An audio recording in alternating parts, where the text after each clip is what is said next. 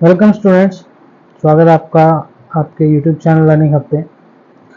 Last जो आपका video थी उसमें हमने फर्स्ट जनरेशन यानी मशीन लैंग्वेज के बारे में बात की थी और उसमें हमने समझा था कि जो मशीन लैंग्वेज है वो 0 एंड 1 जो हमारा कंप्यूटर सिस्टम समझता है और उसी 0-1 की फॉर्म में जो है हम सारे इंस्ट्रक्शंस कंप्यूटर को देते थे। तो वहाँ पर हमें किसी ट्रांसलेटर की ज़रूरत नहीं पड़ती थी क्योंकि ऑलरेडी हम जो कंप्यूटर की भाषा है उसी में उससे बात करते थे, तो हमें किसी ट्रांसलेटर की ज़रूरत नहीं पड़ी थी। आज जो हम डिस्कस करने वाले हैं वो डिस्कस करने वाले हैं सेकंड जनरेशन लैंग्वेज को, जिसका दूसरा नाम असेंबली लैंग्वेज भी आप बोल सकते हैं। तो जो असेंबली लैंग्वेज है, असेंबली लैंग्वेज के अंदर आपके लेटर्स और सिंबल्स का यूज़ किया गया बाइनरी डिजिट की जगह पर। यानी जहाँ पर हम मशीन लैंग्वेज में 0-1 यूज़ करते थे, यहाँ पर जो असेंबली लैंग्वेज है इसमें हम लेटर्स का यूज़ करते थे एंड नंबर्स का यूज़ करते थे। यानी ह्यूमन बीइंग अपनी लैंग्वेज में जो है इंस्ट्रक्शंस या जो कमांड है वो कंप्यूटर को देता था। और ये जो सिंबल्स थे, इन सिंबल को हम कहते थे नेमोनिक्स। कह रहा जो भी प्रोग्राम आपके असेंबली लैंग्वेज में लिखे जाते थे उन प्रोग्राम्स को हम क्या बोलते थे? Assembly codes. कह रहा जो असेंबली लैंग्वेज है वो प्रोग्रामर को सिंबॉलिक रिप्रेजेंटेशन जो है वो यूज करने पर मजबूर करती थी। यानी अब जो प्रोग्रामर था यानी यूजर था या जो भी आप इंस्ट्रक्शन देने वाले लोग जो कंप्यूटर को इंस्ट्रक्शन देते थे वो 0-1 का यूज नहीं करते थे, उसकी जगह पर वो यूज करते थे आपके डिफरेंट टाइप के लेटर्स का और नंबर्स का। और कौन से लेटर कौन से नंबर क्या रिप्रेजेंट करते हैं वो ऑलरेडी जो है वो हार्डवेयर जो मैन्युफैक्चरर है यानी जिसने उस सिस्टम को बनाया है, उसके सीपीयू को बनाया है या सीपीयू चिप बनाई है, प्रोसेसर बनाया है, वो उन चीज़ों को क्या करते थे? डिफाइन करते थे। कह रहा असेंबली लैंग्वेज जो थी वो एब्रीवेटेड फॉर्म में यूज की जाती थी। एब्रीवेटेड फॉर्म का मतलब होता है शॉर्ट फॉर्म, जिसको हम नेमोनिक्स कहते थे। कह रहा जो असेंबली लैंग्वेज है सबसे पहले डेवलप हुई 1950 में और उनको जो है सेकेंड जनरेशन लैंग्वेज भी बोला गया। कह रहा है they greatly reduce much of the error prone. कह रहा है इस लैंग्वेज ने जो था बहुत सारे जो एरर आते थे हमें मशीन लैंग्वेज में उनको कम कर दिया और साथ में ही जो टाइम हमारा लगता था आपकी मशीन लैंग्वेज को लिखने में उसको भी कम कर दिया, क्योंकि मशीन लैंग्वेज तो 0-1 थी और 0-1 लैंग्वेज जो थी उसको लिखने में समझने में हमने समझा था कि आपका ज़्यादा टाइम लगाते थे प्रोग्रामर। इसलिए अब जो था अब चीज़ें आसान थी, क्योंकि अब जो प्रोग्रामिंग होती थी या इंस्ट्रक्शन लिखी जाती थी वो सारे इंस्ट्रक्शन प्रोग्रामर या यूज़र अपनी लैंग्वेज में लिखता था बजाय कि 0-1 के, तो उनको अपनी लैंग्वेज में लिखने में उनको टाइम कम लगता था। फिर आते हैं इसके फीचर्स पे। कह रहा जो असेंबली लैंग्वेज थी वो एब्रीवेटेड फॉर्म में लिखी जाती थी, शॉर्ट फॉर्म में लिखी जाती थी और शॉर्ट फॉर्म को हम नेमोनिक्स आपका बोलते थे। ये लैंग्वेज भी जो थी मशीन डिपेंडेंट थी, मशीन के ऊपर डिपेंड करती थी। मान लो हमने एक जो इंस्ट्रक्शन है वो एक मशीन पर दी या एक कमांड जो बनाई वो एक मशीन के लिए बनाई, लेकिन वो मशीन 2 पर काम नहीं करेगी, क्योंकि जिस मशीन के लिए बनी है केवल उसी पर काम करेगी। जैसे मैंने आपको पहले भी बताया था, जैसे आपके एमआई और वीवो के मोबाइल्स होते हैं उनके अंदर उनकी एक खुद की एप्लीकेशन होती है, वीवो की एक आधी एप्लीकेशन खुद वो देते हैं प्री इंस्टॉल करके, ऐसे ही एमआई वाले भी अपनी एक एप्लीकेशन देते हैं। लेकिन इन दोनों की एप्लीकेशन एक दूसरे के जो हार्डवेयर है, एक दूसरे की जो मशीन है, एक दूसरे के जो मोबाइल फ़ोन है उन पर नहीं चलती, केवल उसी पर चलती है जिसके लिए बनाया गया है। तो मशीन इंडिपेंडेंट भी उसी को बोलते हैं, यानी ऐसी लैंग्वेज जिसके अंदर जो प्रोग्राम बनाया गया जिस मशीन के लिए बनाया गया वो उसी पे काम करेगा, दूसरी मशीन पर काम नहीं करेगा। अब यहाँ पर जो हमारी लैंग्वेज थी असेंबली लैंग्वेज, हमने समझा था कि आपके सिंबल्स का हम यूज़ करते थे, लेटर्स का यूज़ कर सकते हैं, लेकिन हमारा जो कंप्यूटर है वो तो मशीन लैंग्वेज समझता है, तो हमें किसकी ज़रूरत पड़ी? ट्रांसलेशन प्रोग्राम की ज़रूरत पड़ी जो हमारी कन्वर्ट करता था असेंबली लैंग्वेज को मशीन लैंग्वेज में। यानी हमें किसकी ज़रूरत पड़ी? ट्रांसलेटर की। ट्रांसलेटर की ज़रूरत पड़ी जिसका काम क्या था? आपकी असेंबली लैंग्वेज को मशीन लैंग्वेज में कन्वर्ट करना, ताकि आपका कंप्यूटर सिस्टम समझ पाए। उसके बाद जो है आपकी हाई लेवल लैंग्वेज, जो हमारा सेकंड टाइप था। हाई लेवल लैंग्वेज में हमने समझा था हाई लेवल लैंग्वेज में 3 लैंग्वेज आ गई थी, थर्ड लैंग्वेज, फोर्थ जनरेशन और फिफ्थ जनरेशन। 3 लैंग्वेज हमने पढ़नी है हाई लेवल लैंग्वेज के अंदर। तो हाई लेवल लैंग्वेज क्या थी? कह रहे ये ज़्यादा इजी थी प्रोग्रामर के लिए समझना। क्यों? ये क्योंकि प्रोग्रामर जिस लैंग्वेज में बात करता था उसी लैंग्वेज में बात करती थी, लेकिन असेंबली लैंग्वेज में भी हमें फिर भी स्पेसिफिकली हमें सिंबल्स का यूज़ करना पड़ता था। कह रहा है they are generally not dependent on any particular computer machine. और सबसे इंपॉर्टेंट बात थी कि हाई लेवल लैंग्वेज जितनी भी थी वो मशीन के ऊपर डिपेंड नहीं करती थी। आपने आज मशीन 1 के लिए कोई कमांड लिखी है, वो मशीन 2 के लिए भी काम करेगी। तो ऐसी कोई डिपेंडेंसी नहीं थी कि जिस मशीन के लिए बनाई गई है उसी पर काम करेगी, दूसरी पर नहीं करेगी। कुछ एक एग्जाम्पल दिए हैं इसने हाई लेवल लैंग्वेज के, जैसे QBasic, Logo, Fortran, COBOL, Pascal, C plus plus, Java, V C plus plus. ये सारी लैंग्वेज आपकी क्या है? हाई लेवल लैंग्वेज है। हाई लेवल लैंग्वेज जितनी भी थी उनकी जितनी भी इंस्ट्रक्शंस थी, जो भी कमांड्स लिखी जाती थी, वो सिंपल इंग्लिश लैंग्वेज में हम लिखते थे। यहाँ पर सिंबल्स का भी यूज नहीं था, यहाँ पर डायरेक्ट जो इंग्लिश लैंग्वेज हम बोलते हैं उसी का हम यूज करते थे। कह रहा है as compare to low level language, कह रहा है लो लैंग्वेज के कंपैरिजन में ये ज़्यादा इजी थी यूज करनी, क्योंकि इजीली अंडरस्टैंड हो जाती थी, और सबसे बड़ी बात मशीन के ऊपर डिपेंड नहीं करती थी। यानी एक मशीन पर बनाई है वो दूसरी मशीन पर भी काम करेगी। कह रहा है so they are more portable across different platform and machine. तो कह रहा है इसलिए ज़्यादा इजी थी यूज करनी डिफरेंट डिफरेंट प्लेटफॉर्म पे, डिफरेंट डिफरेंट मशीन पे। कह रहा है इसका मतलब ये था कि प्रोग्राम जो हाई लेवल लैंग्वेज में लिखा है वो दूसरे कंप्यूटर पर भी काम करेगा बिना उसके इंस्ट्रक्शंस में या उसकी कमांड्स के अंदर चेंज किए। यानी हमें किसी टाइप का चेंज करने की जरूरत नहीं है। जो प्रोग्राम या जो एप्लीकेशन हमने मशीन 1 के लिए बनाई है वो सेम एप्लीकेशन आपकी मशीन 2 के लिए भी काम करेगी। तो ये हमारे लिए सबसे इजी था क्योंकि ये मशीन डिपेंडेंट नहीं थी। फिर आता है बेसिक, कोबोल एंड फोर्टन, जो है वो सबसे पहले जो हाई लेवल लैंग्वेज थी वो थी। उसके बाद जो आजकल हम यूज करते हैं सी प्लस प्लस, जावा, ये आज की हाई लेवल लैंग्वेज है। कह रहा है डेवलप्ड इन 1956, सबसे पहले जो आपकी HL हाई लेवल लैंग्वेज बनी वो 1956 में बनी, जो थी फोर्टन, जिसकी फुल फॉर्म है फॉर्मूला ट्रांसलेटर। कह रहा है ये जो बनाई गई थी वो बनाई गई थी मैथमेटिकल और साइंटिफिक एप्लीकेशंस के लिए, यानी जहां पर आपका मैथ्स का काम ज़्यादा हो रहा हो या साइंस रिलेटेड जो आपकी साइंटिफिक रिसर्च है उनके लिए इस लैंग्वेज को बनाया गया था। फिर कह रहा है क्या क्या फीचर्स थे। तो कह रहा है instructions are written using the English word. सबसे पहला फीचर यही था कि इंग्लिश वर्ड्स का यूज करके इन लैंग्वेज की जो इंस्ट्रक्शंस थी उनको लिखा जाता था। मैथमेटिकल ऑपरेटर्स का यूज करते थे। मैथमेटिकल ऑपरेटर जैसे आपका प्लस हो गया, माइनस हो गया, डिवाइड हो गया, मल्टीप्लाई हो गया, ये कह रहा है मैथमेटिकल ऑपरेटर डायरेक्टली हम यूज करते थे इंस्ट्रक्शंस को लिखने में। दूसरी इंपॉर्टेंट बात, मशीन डिपेंडेंट नहीं थी, मशीन के ऊपर डिपेंड नहीं करती थी। मशीन 1 के लिए जो एप्लीकेशन बनी है वही सेम हम मशीन 2 पे, मशीन 3 पे, मशीन 4 पे, किसी भी मशीन पर चला सकते थे। ऐसा नहीं था कि जिस मशीन के लिए बनाई गई है उसी पर काम करेगी। कह रहा these language require a translation program. अब हमें पता था कि ये अगर इंग्लिश लैंग्वेज में या इंग्लिश वर्ड्स का यूज करके हम इंस्ट्रक्शन दे रहे हैं तो हमें इसको कन्वर्ट भी करना पड़ेगा, क्योंकि मशीन जो है वो हमारी 0-1 समझती है। तो इन लैंग्वेज को भी कन्वर्ट करने के लिए हमें किसकी जरूरत थी? ट्रांसलेशन प्रोग्राम की जरूरत थी, जो हाई लेवल लैंग्वेज को किसमें चेंज करते थे? मशीन लेवल लैंग्वेज में चेंज करते थे।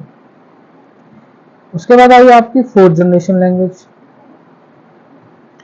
फोर्थ जनरेशन लैंग्वेज क्या कहती है?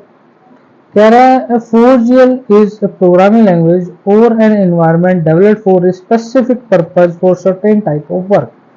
कह रहा 4G लैंग्वेज उनके लिए बनाई गई थी जिसके लिए हमें कोई स्पेसिफिक काम करना हो, कोई स्पेसिफिक टास्क हमें करना है, कोई स्पेसिफिक वर्क हमें ऐसा दे दिया जहां पर आपको जो है उसको करने के लिए एक स्पेसिफिक डेवलपमेंट इन्वायरमेंट की जरूरत पड़ेगी।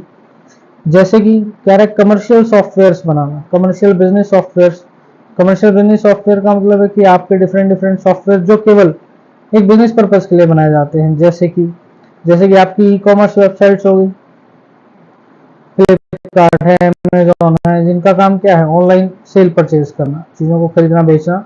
तो वो एक स्पेसिफिक सॉफ्टवेयर आपका वहां पर डिजाइन किया जाता है। तो कह रहा है जो बेसिक डिजाइन था 4GL का, उसका काम था रिड्यूस प्रोग्रामिंग एफर्ट।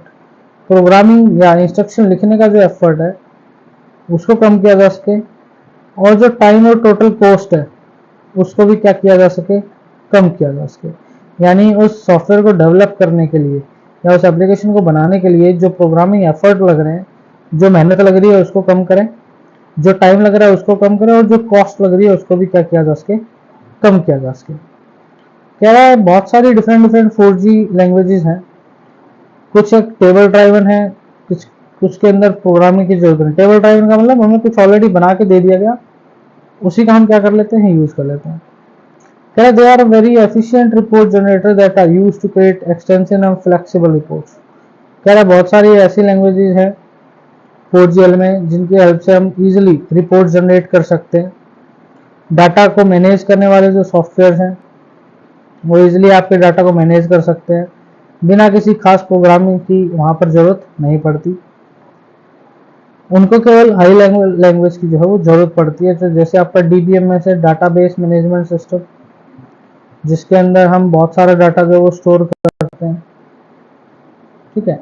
तो इस टाइप के जो आपके सॉफ्टवेयर थे वहां पर उनको क्या यूज किया गया, 4GL लैंग्वेज का यूज किया गया, क्योंकि एफर्ट कम थे, टाइम भी कम लग रहा था और कॉस्ट भी कम लग रही थी। फिर कह रहा है फीचर क्या है, मशीन इंडिपेंडेंट लैंग्वेज है, मशीन के ऊपर डिपेंड नहीं करती, लेकिन स्पेसिफिक पर्पज के लिए बनाई जाती थी। क्या रिड्यूस कर देती थी, हमारे programming effort, time and cost, ये तीन चीज क्या करती थी, रिड्यूस कर देती थी। Use graphical interface and icon. Graphical interface का मतलब है चीजें आपको होते हुए दिखाई देंगी, जो आइकन्स हैं, आपके फोल्डर्स हैं, फाइल्स हैं, वो आपको दिखाई देते थे, उसको हम कहते हैं ग्राफिकल इंटरफेस। यानी चीजों को आप देखकर जो है वो यूज कर सकते हैं। उसके बाद आई आपकी 5th जनरेशन।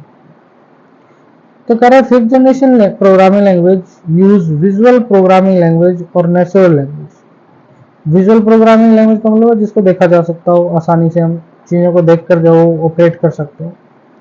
कह रहा है it is design to make computer solve a given problem without the program. यानी आपका जो कंप्यूटर सिस्टम है वो खुद ही डिसीजन लेगा, प्रॉब्लम को देखकर खुद ही डिसीजन लेगा, उसको यूजर की जरूरत नहीं है कि यूजर उसको बताए कि नहीं अब ऐसे करना है, अब ऐसे करना है। वो खुद अपने हिसाब से क्या करेगा, डिसीजन लेगा। कह रहा है it allow user to interact with the computer without the need of any specialised knowledge. कह रहा है स्पेशल नॉलेज की इन प्रोग्रामिंग लैंग्वेज में जरूरत नहीं पड़ती थी, जो यूजर था वो डायरेक्टली जो है वो कम्युनिकेट कर सकता था।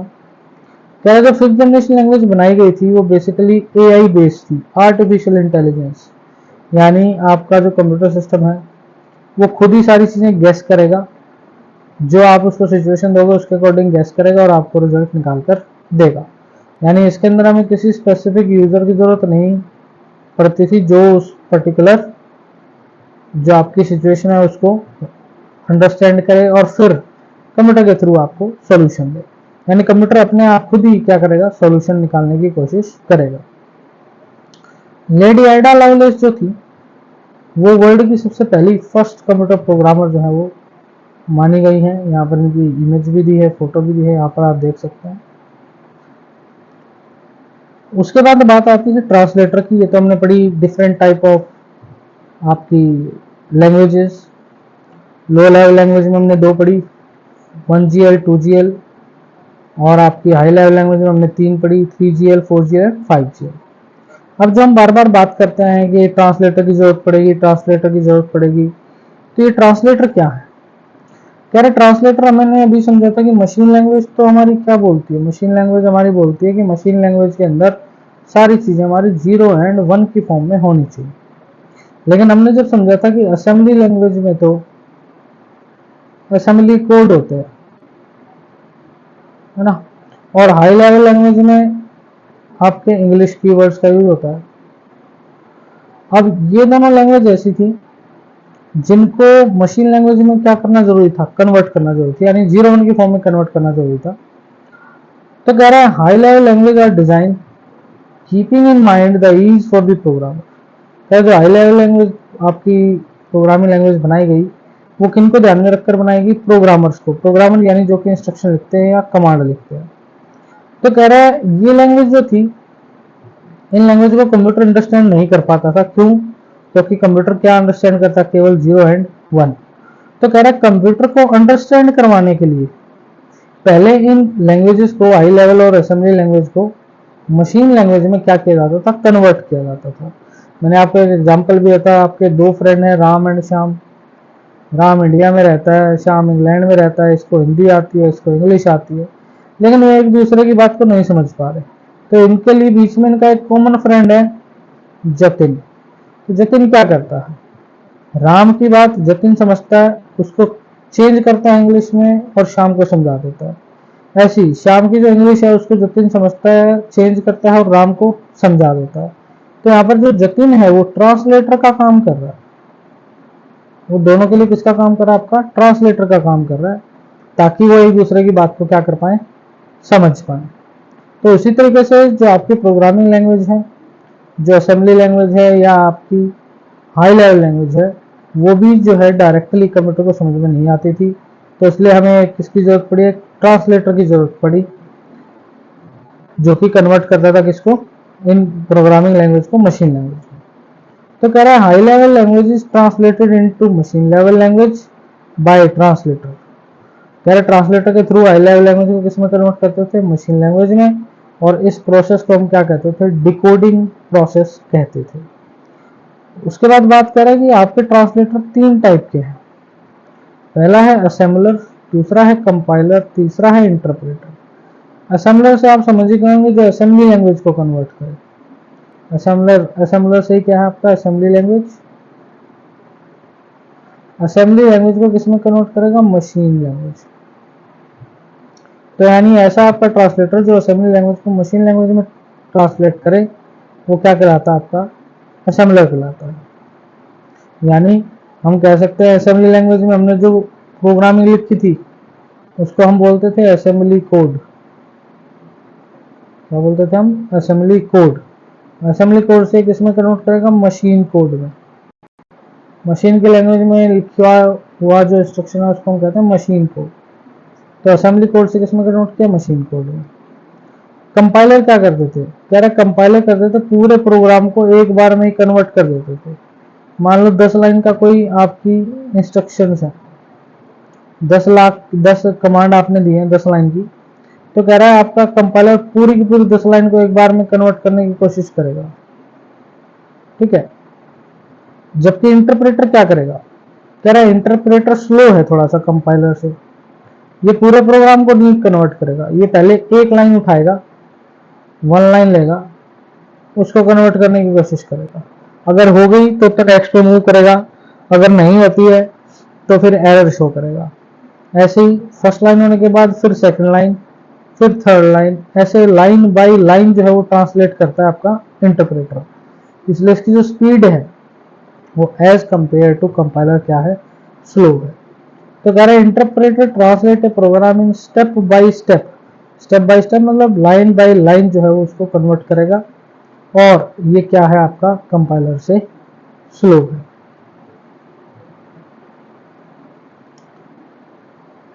अब देखिए वर्किंग ऑन ट्रांसलेटर कैसे काम करता है ट्रांसलेटर। कह रहा जब से कंप्यूटर अंडरस्टैंड, क्योंकि मैं बताया क्योंकि कंप्यूटर आपके स्टार्टिंग से ही क्या अंडरस्टैंड करते हैं, पैटर्न ऑफ बिट्स। बिट्स यानी वही 0 1 को अंडरस्टैंड करते हैं। तो कह रहा है हर एक हाई लेवल लैंग्वेज को क्या करने की जरूरत पड़ती है, कन्वर्ट किसमें, बिट्स में, बाइनरी डिजिट्स में। बिट्स के फुल फॉर्म वैसे क्या होती है बेटा, बाइनरी डिजिट्स। इसकी शॉर्ट फॉर्म में इसको हम बिट बोल देते हैं। तो क्या कह रहे हैं, बाइनरी डिजिट्स जो है आपकी उसमें कन्वर्ट करती है। कह रहा है जो कोड हाई लेवल लैंग्वेज में लिखा जाता है उसको हम प्रोग्राम कोड कहते हैं, और इस कोड को जो है ट्रांसलेटर को भेजा जाता है, और वो इसको मशीन कोड में क्या कर देता है, कन्वर्ट। और जब कन्वर्ट कर देता है फिर इसको सीपीयू के पास प्रोसेसिंग के लिए भेजते हैं। तो यहाँ देखिए आप, सबसे पहले जो ये प्रोग्राम कोड है ये किस में लिखा होगा, हाई लेवल लैंग्वेज में। अगर असेंबली कोड है तो असेंबली लैंग्वेज में लिखा होगा। ये कोड किसके पास आता है, ट्रांसलेटर के पास। ट्रांसलेटर इस कोड को 0 1 की फॉर्म में क्या कर देता है, कन्वर्ट, यानी किस फॉर्म में, मशीन की फॉर्म में, मशीन कोड में। और फिर ये मशीन कोड में कन्वर्ट होने के बाद किसको दे दिया जाता है, सीपीयू को, ताकि सीपीयू इस काम को समझे और उसको करके हमें फाइनल आउटपुट प्रोवाइड कर पाए।